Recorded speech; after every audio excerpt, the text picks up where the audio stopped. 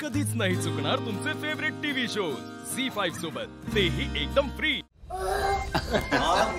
अमोल बाळा, घरचा आहार हा सकस आणि सात्विक असतो बरं का। माझी माँ नेहमी मला असंच सांगते। स्वप्नील सर, बाची सरकारांच्या लक्षात राहत नाही असं काय असतंय वय?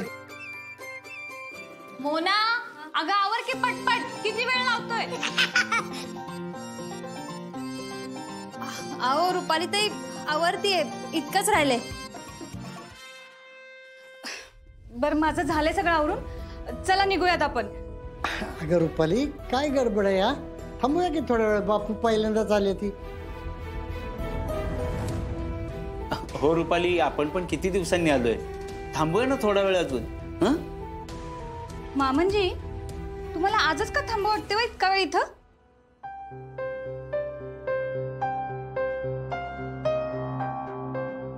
नाही तसं काय नाही। मला ना मामनजी तुमचं खरंच आश्चर्य पण वाटते आणि कौतुक पण वाटते। रुपाली, अगं हे कौतुक आश्चर्य काय एकदम मध्ये? अहो खरं तेच बोलते मी।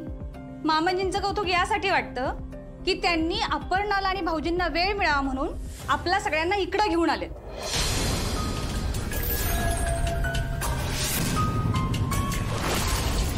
आणि आश्चर्य यासाठी वाटतं की त्यांनी पुढाकार घेऊन भाऊजींना आर्याशी साखरपुडा करायला लावला आणि आता हे सगळं असं चाललंय त्यांचं।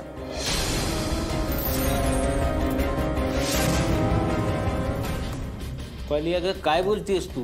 अहो मी खरं बोलते का खोटं ना ते तुम्हीच विचारा ना त्यांना।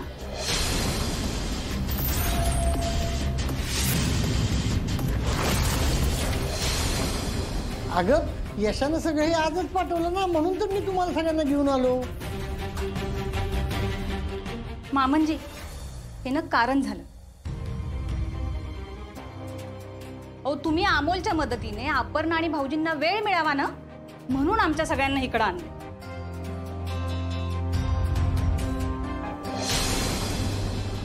हो रुपाली, असं कसं बोलताय तुम्ही आणि असे कसे आरोप करताय त्यांच्यावरती? आरोप वाटतात का तुम्हाला हे? ठीक आहे, आपण आत्ताच्या आत्ता घरी जाऊयात। तिथं गेल्यानंतर तर सगळ्या गोष्टींची शहानिशा होईल ना।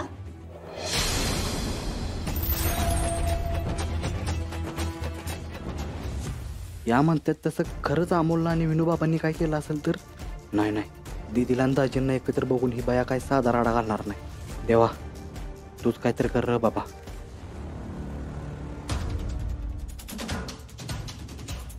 अहो मी काय म्हणते, इथे एकमेकांना बोलण्यापेक्षा आपण घरी जाऊ आणि तिकडे गेल्यानंतर कळेलच आपल्याला जे काय असेल ते।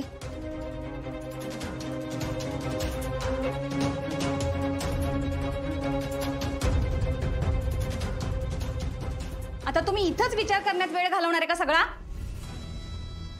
अहो मी खरं बोलतेय, चला घरी बघूयात आपण। तर चला चला सगळे, चल।